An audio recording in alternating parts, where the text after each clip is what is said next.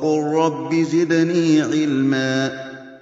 Aïcha radiallahu anha rapporte, le messager d'Allah sallallahu alayhi wa sallam jeûnait si souvent que nous pensions qu'il ne rompait pas le jeûne, et rompait le jeûne si longtemps que nous pensions qu'il ne jeûnait pas.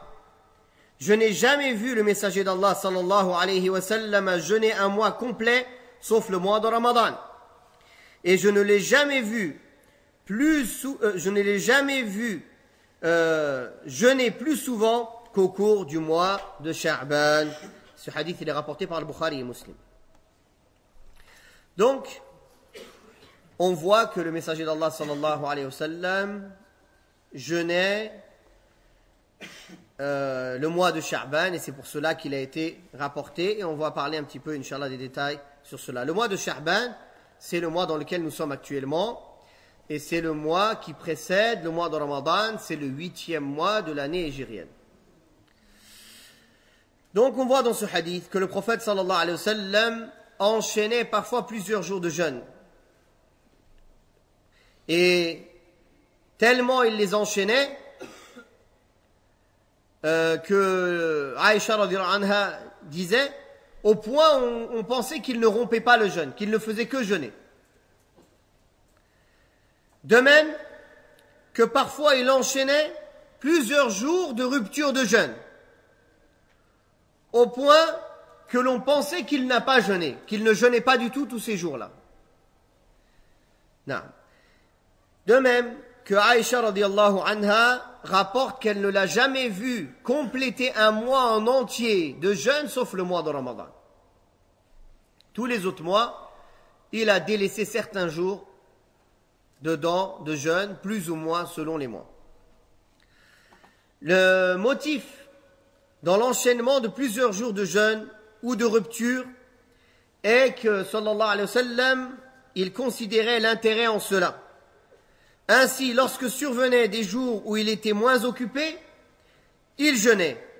Alors que lorsque son temps était compté en raison du fait qu'il se mettait au service des musulmans, il préférait rompre et se consacrer à ses tâches plutôt qu'au jeûne. Donc il devançait la chose dans laquelle il y avait plus de récompense et plus d'intérêt, et il considérait que quand il était au service des musulmans et qu'il avait besoin de toutes ses forces pour être à leur service, c'était prioritaire sur le fait qu'il jeûne.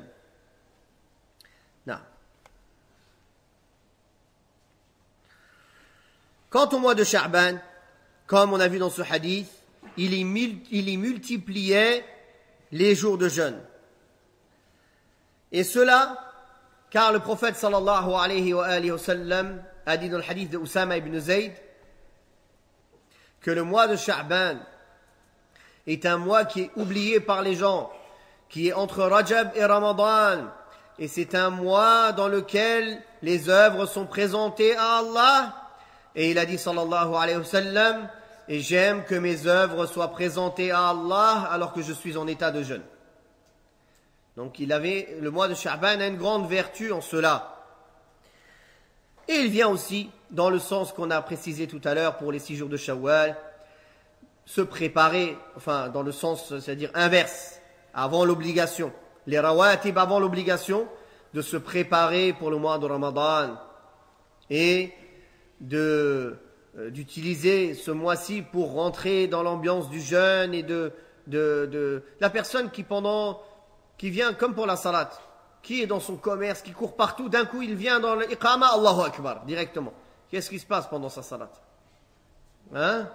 Alors que celui qui vient avant l'adhan, il entend l'adhan, il fait des prières surrogatoires, il se concentre, après il rentre dans l'obligation. Comment il est? Voilà pour le jeûne de Ramadan. La personne qui s'est préparée avec le jeûne de Sha'ban, qui a attendu Ramadan en jeûnant, en se préparant, et qui après rentre dans Ramadan, n'est pas comme celui qui arrive en plein Ramadan, il commence directement le jeûne, il n'a rien fait avant, ni rien après, Allahu A'lam.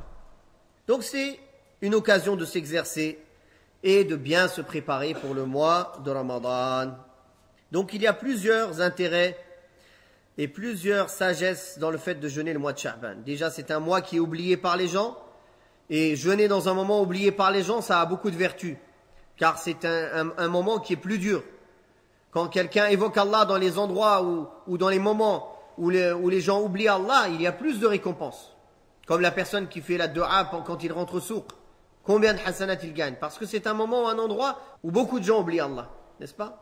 De même que quand on adore Allah dans les moments ou dans les périodes ou dans les endroits dans lesquels Allah est oublié, subhanahu wa ta'ala, alors c'est plus dur sur l'âme bestiale.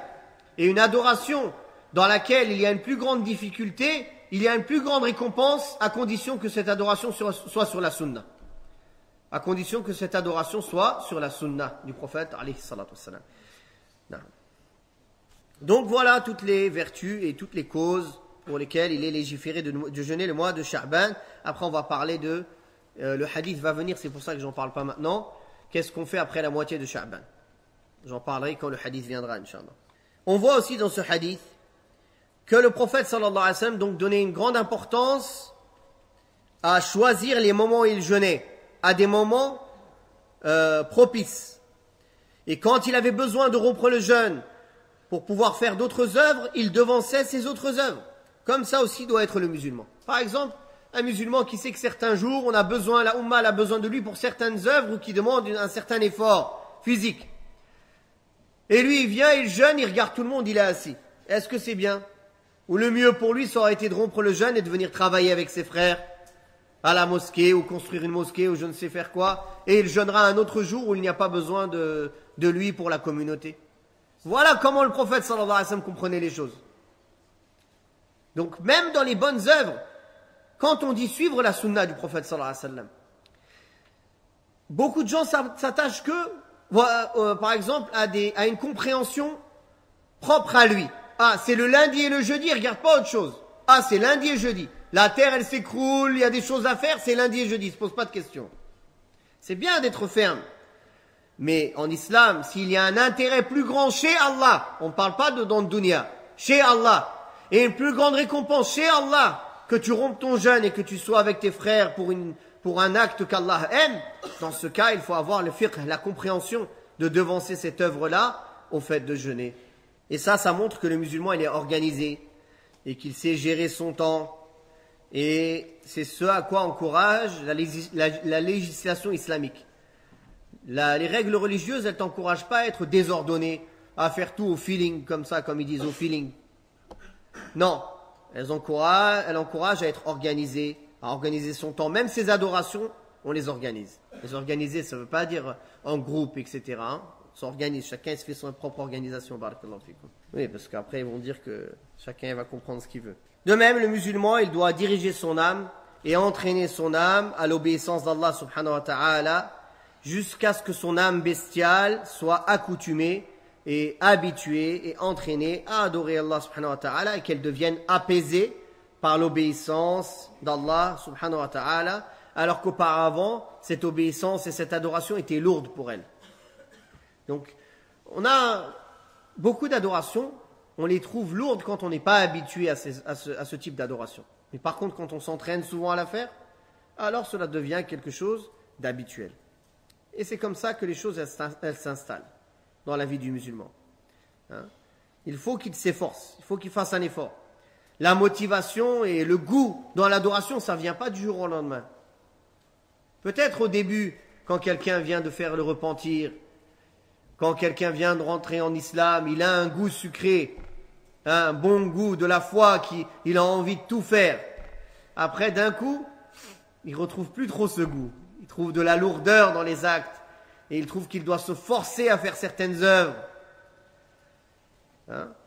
Au début, oui, c'est un cadeau d'Allah. Mais après, il faut s'efforcer à l'atteindre, à trouver la douceur de la foi, à entraîner et éduquer son âme pour qu'elle soit apaisée dans l'adoration d'Allah. Et ça demande de la constance et un combat de son âme bestiale jusqu'à ce qu'elle devienne apaisée et qu'elle prenne du plaisir et de la douceur à obéir à Allah subhanahu wa ta'ala.